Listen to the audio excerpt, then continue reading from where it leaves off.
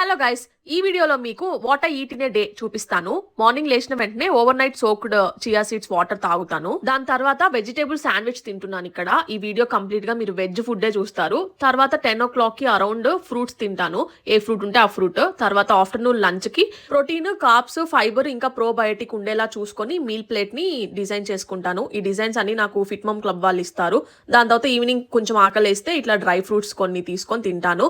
ఇంకా రోజంతా నేను మెంతులు నానబెట్టిన వాటర్ ని సిప్ చేస్తూ ఉంటాను. దాని తర్వాత వర్కౌట్, ప్రీ వర్కౌట్ కి ఇట్లా నానబెట్టిన బాదం ని తొక్కు తీసేసి తింటాను. అరౌండ్ ఒక 1 hour నుంచి 45 minutes వరకు వర్కౌట్ చేస్తాను. ఇఫ్ ఇన్ కేస్ వర్కౌట్ కానీ మిస్ అయిందంటే 45 minutes అలా వాక్ చేస్తాను అపార్ట్మెంట్ కింద.